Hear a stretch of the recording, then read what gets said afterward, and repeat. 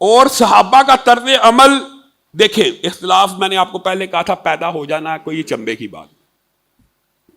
حضرت عمر نے منادی کرائی. حضرت عمر کے پاس ایک مقدمہ آیا اور حضرت عمر نے منادی کروا دی. بسم اللہ.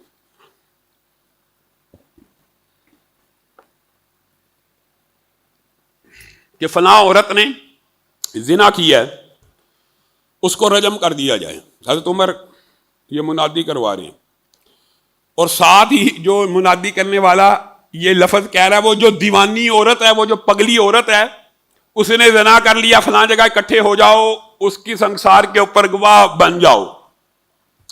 حضرت علی یہ جملہ سن رہے ہیں اور تیزی سے دوڑتے ہوئے حضرت عمر کی بارگاہ میں حاضر ہو رہے ہیں. اے عمر, یہ اعلان آپ نے کروایا؟ جی ہاں میں نے کروایا.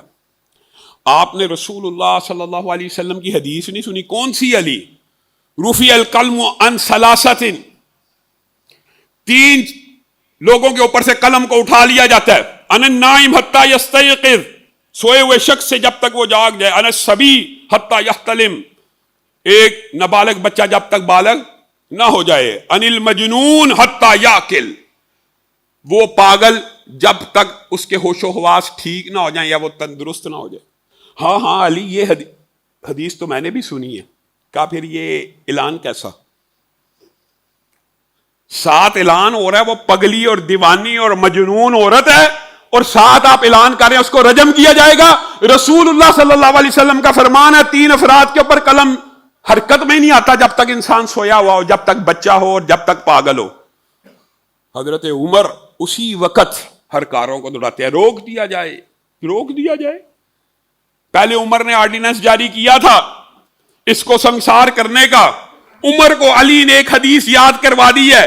اب عمر کا آرڈیننس یہ ہے کہ عمر کے فیصلے کو معطل کر دیا جائے, رسول اللہ کی حدیث کو نافذ کر دیا جائے. یہ کوئی اچنبے کی راکٹ سائنس ہے؟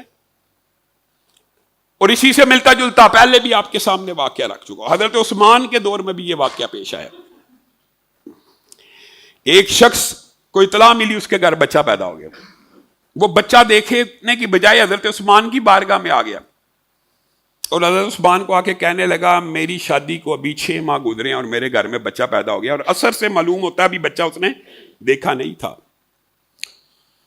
حضرت عثمان نے غور و فکر کیا اور عرب کا جو کلچر تھا اس کے اندر 6 ماہ کی عمر میں 6 ماہ کی پریگننسی کے بعد جب بھی کوئی صحت مند بچہ پیدا ہوتا تھا اس کو حرام کا بچہ مانا جاتا تھا کہ ممکن نہیں ہے.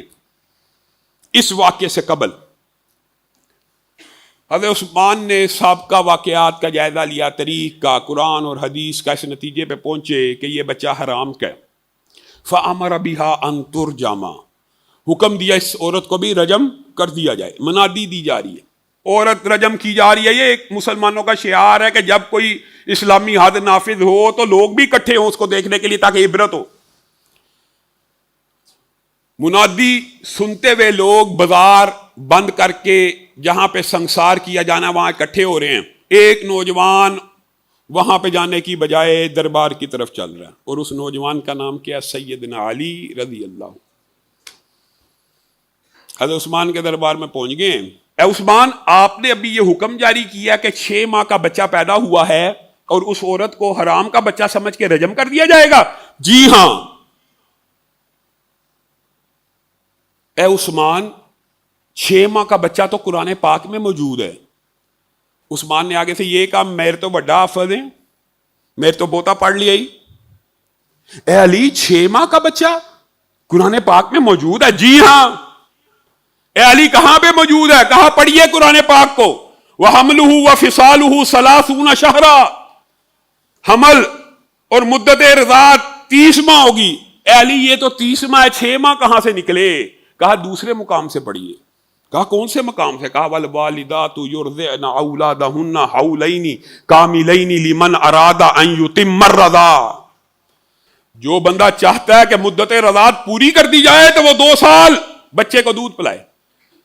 علی, یہاں 2 سال کا ذکر ہے. کہا 2 سال کو 30 ماہ سے نکال دیجئے, کتنے بچتے ہیں؟ کہا 6 ماہ. کہا روکو روکو, ضد پہ اڑ گئے, ضد پہ اڑ گئے کہ تو میرے سے بڑا عالم ہے.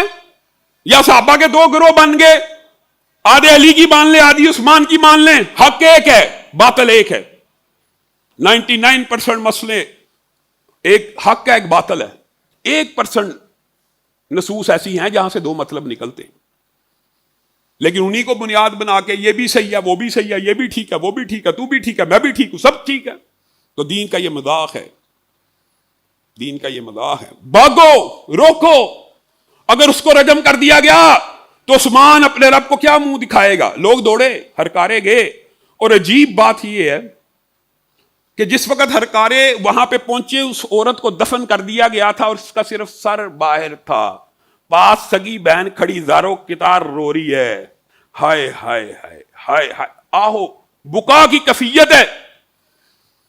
اور جس کو رجم کیا جا رہا ہے وہ مسکرا رہی ہے، وہ کہہ رہی ہے لا تحزنی ولا تبکی، نہ تو غم کر اور نہ تو رو.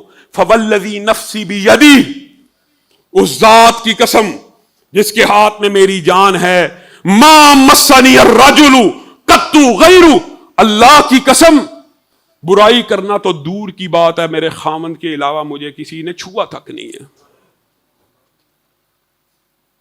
عجیب الفاظ ہے، سنسار ہوتی بھی یہ الفاظ ہرکارے سن رہے ہیں، فوراً اس کو باہر نکالا، کہا یہ سچی ہے، یہ سچ بول رہی ہے. اور باپ جو مقدمہ لے کے عثمان کی عدالت میں گیا ہوا تھا، اس کو اس وقت بچہ دیکھا تو بچے کی شکل دیکھ کے کہتا اللہ کی قسم یہ تو میرا ہی ہے. اور الفاظ یہ ہیں اثر کے کہ جس طرح انڈے پرندے کے ایک گھونسلے میں وہ فرق کرنا مشکل ہوتا ہے، اس طرح بیٹا باپ سے اتنا مشابہ تھا. 6 ماہ کا بچہ اس سے قبل حرام کا مانا جاتا تھا. صحت مند بچہ عرب معاشرے میں 6 ماہی پیدا ہوتا تھا تو حرام کا سمجھا جاتا تھا. اس واقعے کے بعد عرب کا کلچر تبدیل ہو گیا اور یہ استدلال قرآن سے کیا گیا. اور صحابہ نے ضد نہیں کی، اڑے نہیں، مان لیا. آج بھی الحمدللہ اس کے بعد اب تو میڈیکل سائنس یہ بات تندرست بچے کی، اب تو میڈیکل سائنس کے اندر 5 ماہ بچہ بھی کمزور اور مریض پیدا ہو جائے تو اس کو 1-2 ماہ کوئی وینٹیلیٹر وغیرہ ہوتا ہے اس کے اندر رکھتے ہیں اور وہ بھی صحت مند ہو جاتا ہے. یہ بات ہو رہی ہے صحت مند بچے کے پیدا ہونے کی. اللہ رب العزت جو کہا گیا، جو سنا گیا، اس کو سمجھنے کی توفیق عنایت فرما.